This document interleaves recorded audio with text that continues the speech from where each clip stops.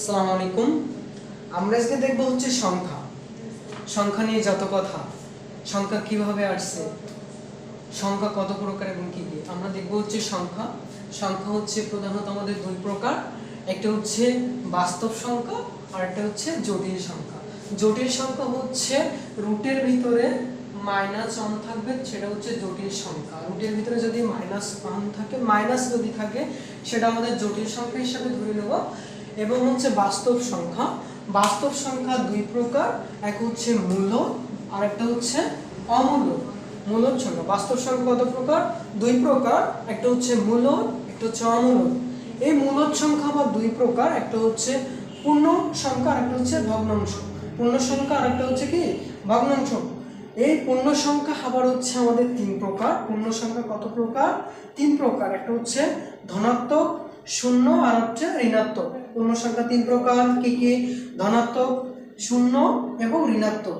এই ধনাত্মক পূর্ণ সংখ্যা আবার হচ্ছে তিন প্রকার। ধনাত্মক পূর্ণ সংখ্যা তিন প্রকার, কি কি? মৌলিক সংখ্যা আর হচ্ছে এক আর হচ্ছে যৌগিক সংখ্যা। মৌলিক সংখ্যা এক আর যৌগিক সংখ্যা।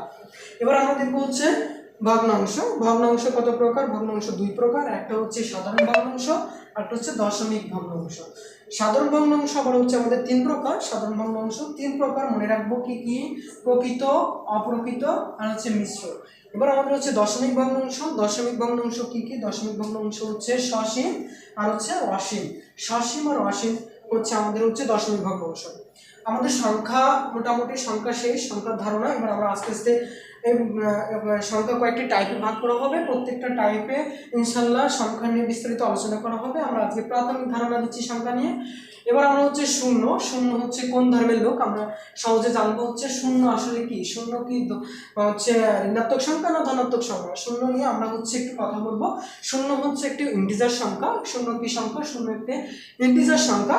এটি হচ্ছে নিরপেক্ষ। শূন্য কি? একটি নিরপেক্ষ সংখ্যা। এটি হচ্ছে কি জোড় সংখ্যা। এটা কোন ধর্মের লোক? শূন্য কোন ধর্মের লোক? পাওয়া গেছে কোন ধর্মের? জোড় ধর্মের লোক। শূন্য হচ্ছে জোড় ধর্মের লোক। শূন্যর প্রথম ধারণা দেন কে?